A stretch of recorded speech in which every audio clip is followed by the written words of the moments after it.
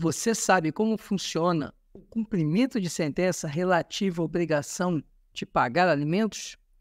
E sabe quais são as garantias e qual é o procedimento desse cumprimento de sentença?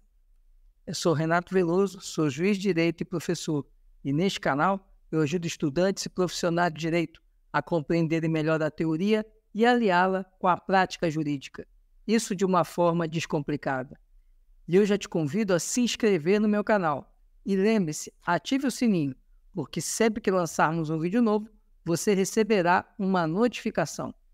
Na pílula jurídica de hoje, nós vamos conversar sobre o cumprimento de sentença relativa à obrigação de prestar alimentos. Lembrando que essa pílula jurídica faz parte de uma série onde estamos estudando o cumprimento de sentença.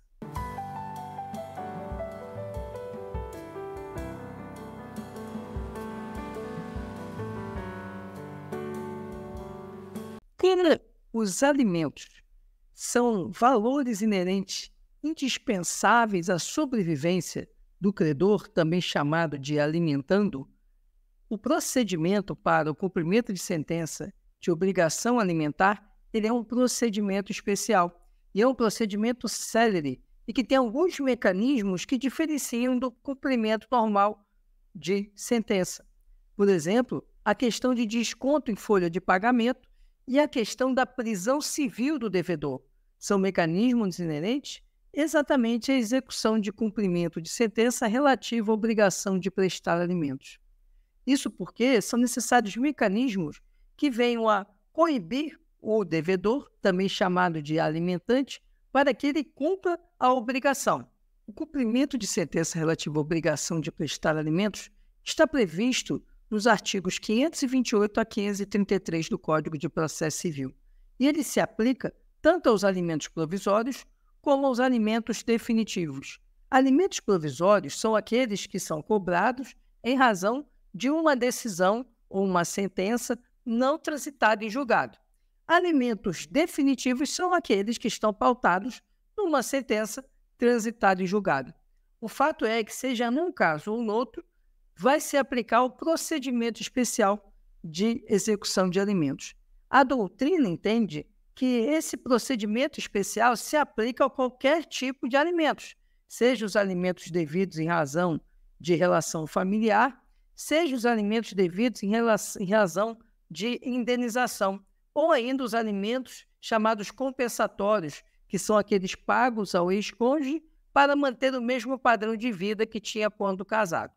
Embora a doutrina tenha esse entendimento, é preciso registrar que o STJ considera que não se aplica a execução, o cumprimento de sentença de obrigação alimentar para os casos de alimentos relativos à indenização e alimentos compensatórios. Ou seja, resumindo, para a doutrina, em qualquer tipo de alimento se aplica o procedimento especial de execução de cumprimento de sentença de obrigação alimentar. Para o STJ, só se aplicam aos demais casos, não se aplicando aos casos de alimentos devidos em razão de indenização ou alimentos compensatórios. O procedimento que consta para o cumprimento de sentença de obrigação alimentar tem fundamento no artigo 528 e seguinte do Código de Processo Civil. O artigo 528 estipula que o juiz, ao analisar o pedido de cumprimento de sentença de obrigação alimentar, ele intimará o executado para pagar em 3 dias ou justificar a impossibilidade, sob pena de prisão civil ou então adoção das demais medidas coercitivas no sentido de buscar patrimônio do devedor. Para a gente entender melhor como funciona, vamos ver o artigo 528 do CPC. Artigo 528.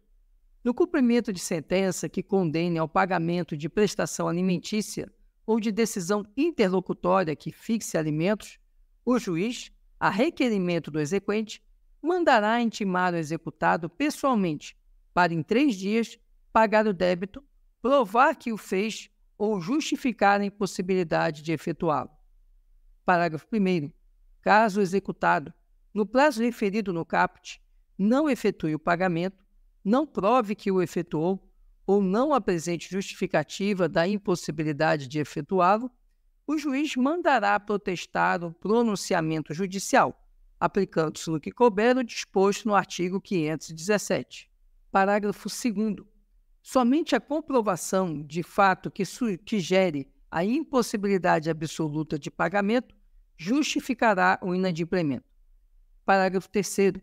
Se o executado não pagar ou se a justificativa apresentada não for aceita, o juiz, além de mandar protestar o pronunciamento judicial na forma do parágrafo 1º, decretar-lhe-á a prisão pelo prazo de 1 a 3 meses. Parágrafo 4º. A prisão será cumprida em regime fechado, devendo o preso ficar separado dos presos comuns. Parágrafo 5º.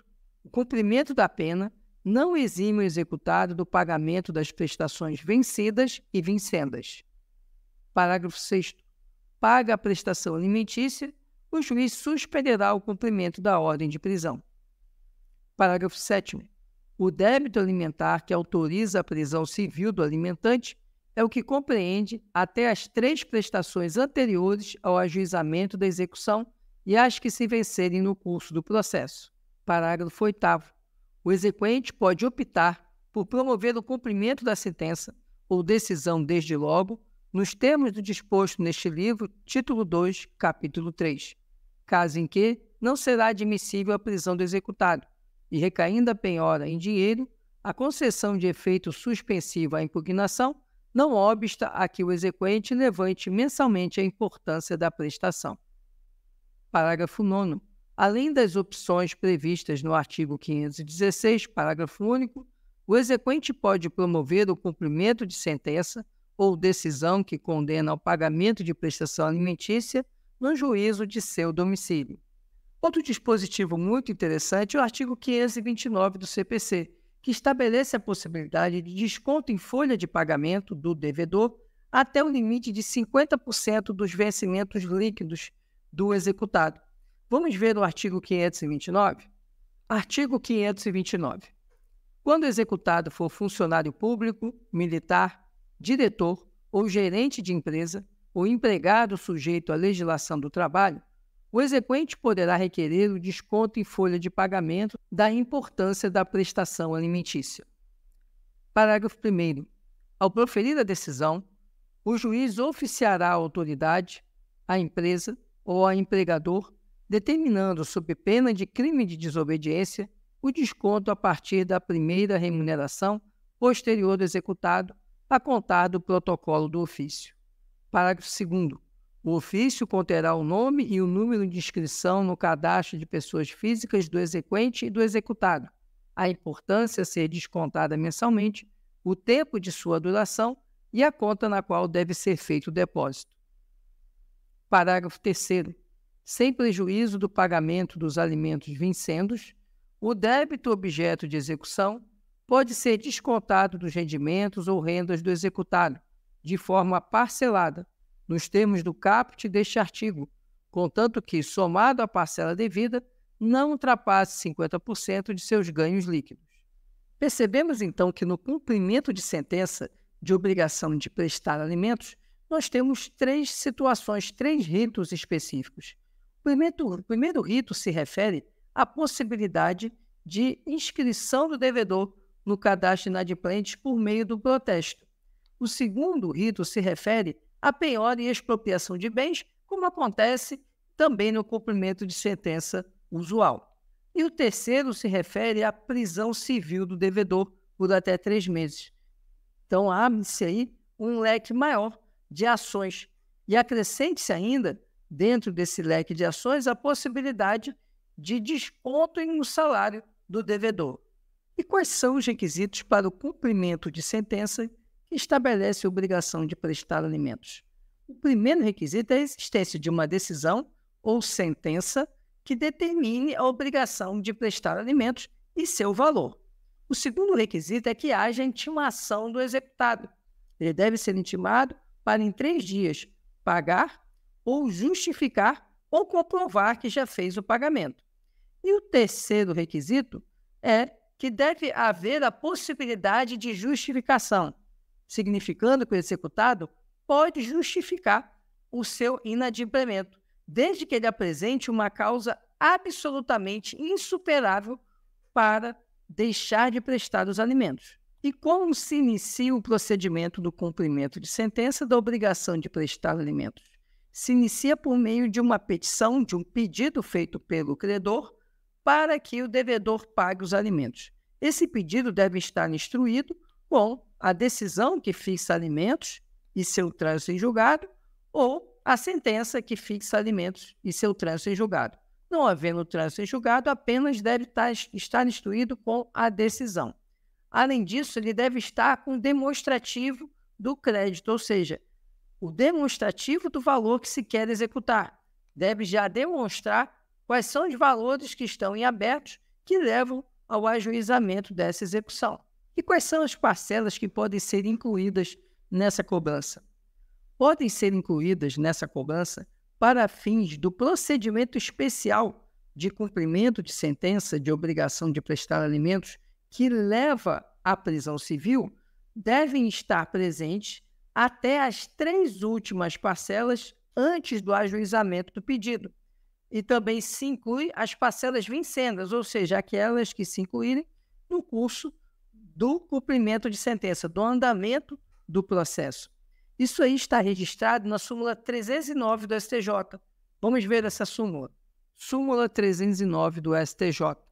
O débito alimentar que autoriza a prisão civil do alimentante é o que compreende as 3 prestações anteriores ao ajuizamento da execução e as que se vencerem no curso do processo. Então, a partir do momento que ocorre o pedido, o executado é intimado e essa intimação ela tem que ser obrigatoriamente pessoal, diferente no cumprimento de sentença, que reconhece a obrigação de pagar quantia certa, que a intimação pode se dar através do advogado do executado. Aqui, no cumprimento de sentença de obrigação de prestar alimentos, ela deve ser sempre pessoal. Então, o executado vai ter 3 dias, ou para pagar o valor devido, ou para comprovar que já fez esse pagamento, ou ainda justificar a impossibilidade de fazer esse pagamento. Se ele fica inerte e não faz nenhuma dessas 3 ações, ele fica sujeito à prisão civil pelo prazo de 1 a 3 meses, que o juiz irá fixar em decisão após o pedido do exequente a respeito da inércia do executado. Um detalhe que não se pode perder de vista é que, no caso de alimentos provisórios, esse pedido de cumprimento ele vai se dar em autos apartados. Enquanto nos alimentos definitivos, ou seja, que já tem decisão transitada em julgado, sentença transitada em julgado, esse pedido vai se dar no próprio processo. Isso aí fica bem claro quando a gente analisa o artigo 531 do Código de Processo Civil. Vamos vê-lo. Artigo 531. O disposto neste capítulo aplica-se aos alimentos definitivos ou provisórios. Parágrafo 1º. A execução dos alimentos provisórios, bem como a dos alimentos fixados em sentença ainda não transitada em julgado, se processa em autos apartados. Parágrafo 2º. O cumprimento definitivo da obrigação de prestar alimentos será processado nos mesmos autos em que tenha sido proferida a sentença. Intimado o devedor e ele permanecendo inerte, a primeira medida coercitiva que é possível é o protesto do título executivo, ou seja, o protesto da dívida. Essa finalidade do protesto é restringir o acesso do devedor ao crédito, já que, com o protesto, o nome dele é registrado no cadastro inadimplente. A segunda medida coercitiva é a prisão civil. A prisão civil é quando o juiz decreta que ele será preso pelo prazo de 1 a 3 meses. Importante notar que, a partir do momento que ele faz o pagamento, essa prisão deve ser suspensa. E outro detalhe é que essa prisão ela só pode alcançar os valores até 3 meses anteriores ao pedido de cumprimento de sentença e aqueles que venceram durante o cumprimento de sentença. E o que acontece se houverem débitos anteriores, débitos 1 ano antes do ajuizamento do pedido de cumprimento de sentença? Esses débitos anteriores devem ser processados através do modo normal de execução, ou seja, penhora de bens e expropriação.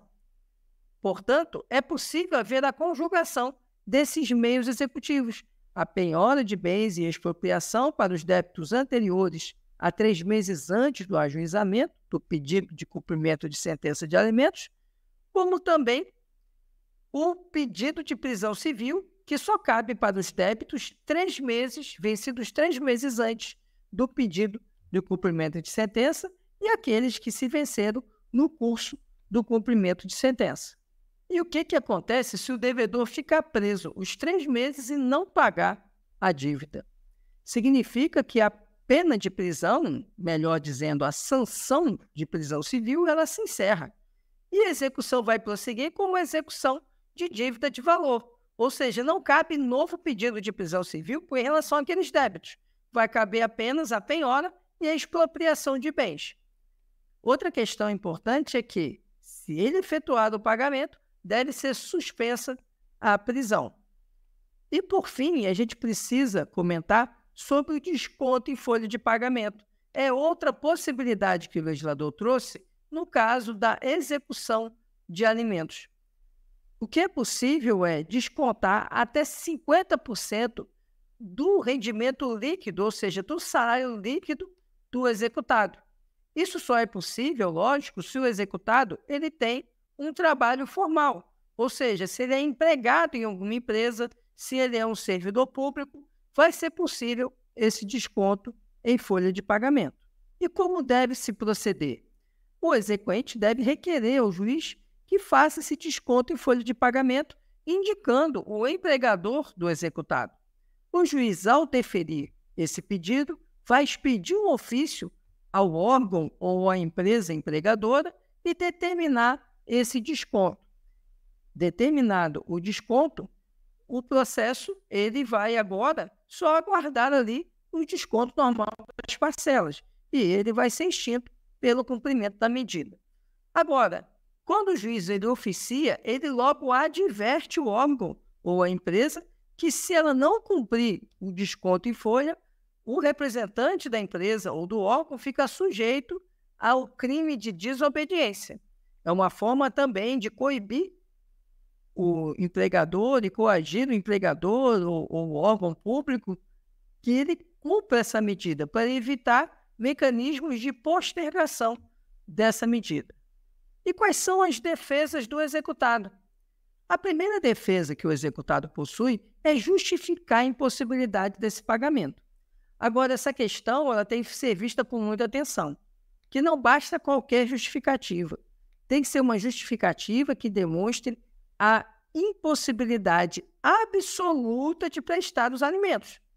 Tanto assim que o STJ tem entendimento consolidado que a mera alegação de desemprego não é suficiente para afastar a obrigação de prestar os alimentos e, portanto, não vai afastar a possibilidade de prisão civil.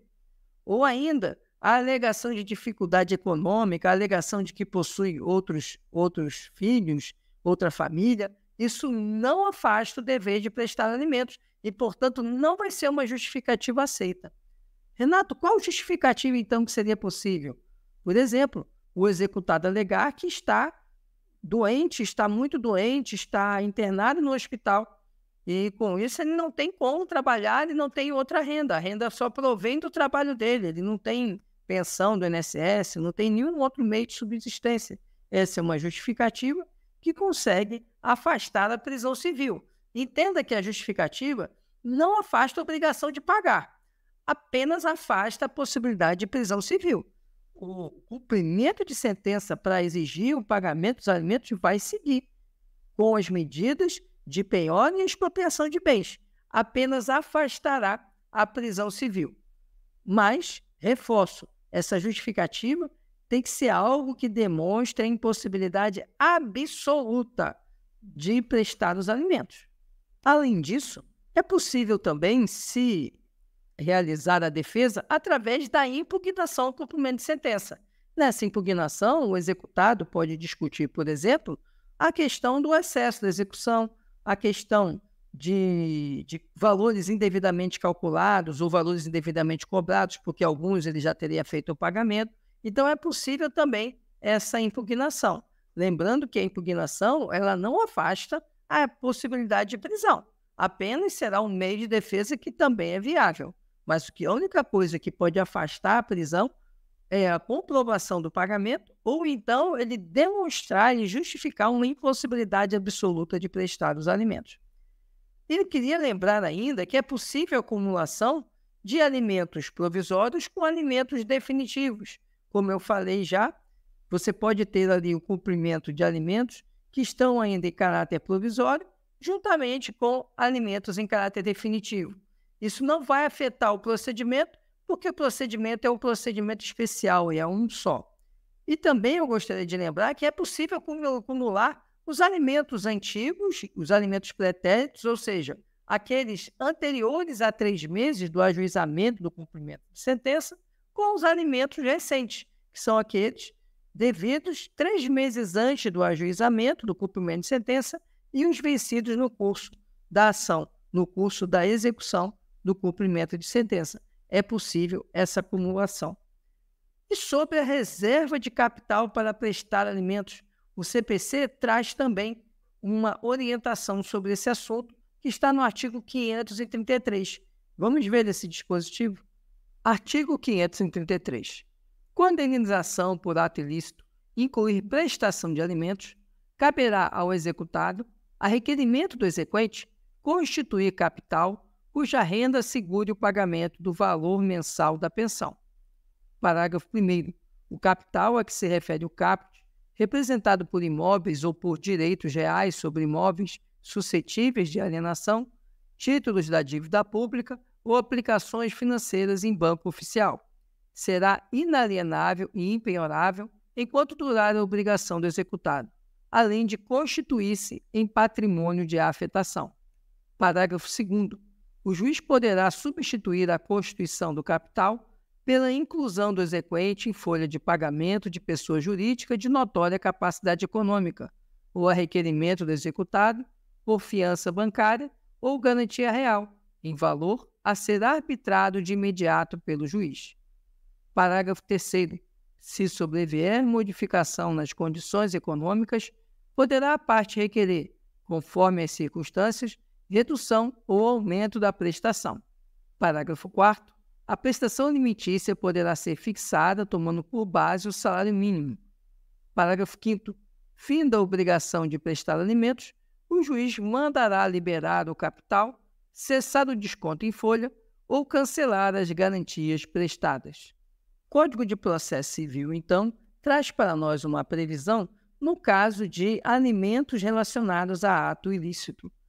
Quando houver essa obrigação de prestar alimentos decorrentes de ato ilícito, o juiz, a requerimento da parte, pode determinar que o executado faça uma garantia ou constitua um capital de maneira que possa garantir o pagamento desses alimentos. Essa garantia pode ser através de imóveis, através de títulos, através de aplicações financeiras ou qualquer outro meio que venha a garantir que mensalmente o exequente ele vai receber o valor de seus alimentos. Ponto importante é que é possível o juiz ou ele reduzir essa garantia, ou ampliar essa garantia, ou até substituí-la por outras garantias, como a caução, como a fiança, obviamente real, com seguro garantia, desde que o executado ele demonstre o interesse. E o juiz vai arbitrar o valor dessa garantia. Não vai ser um valor que o executado apresente. Tem que ser um valor que o juiz vai arbitrar e ela tem que ser feita no valor arbitrado. Se não for, fica mantida a garantia anteriormente prestada. E ainda o nosso CPC prevê a possibilidade de substituir essa garantia por desconto em folha de pagamento, quando a empresa ela tem capital e tem uma solidez de mercado que garanta que vai haver sempre o pagamento desses alimentos. E como é que se encerra o cumprimento de sentença em razão da cobrança de alimentos? Ele se encerra com o pagamento total da dívida executada. Se o pagamento for parcial, o cumprimento de sentença ele vai prosseguir até que haja o pagamento integral. Mas havendo o pagamento integral, o juiz extinguirá esse cumprimento de sentença. Esse era o conteúdo que tínhamos para tratar desse assunto com vocês. Se você ficou com alguma dúvida, deixe nos comentários sua pergunta, que nós vamos responder. E se você tem alguma sugestão de assunto para trazermos para nossas pílulas jurídicas, deixe também nos comentários, que nós vamos preparar com o maior prazer. Inclusive, essa série sobre cumprimento de sentença é fruto de sugestões de seguidores que estão aí inscritos no nosso canal e que deram essa sugestão. Peço que você curta, comente e compartilhe. Ajude esse conteúdo a chegar a mais pessoas. Muito obrigado por sua atenção e até a próxima.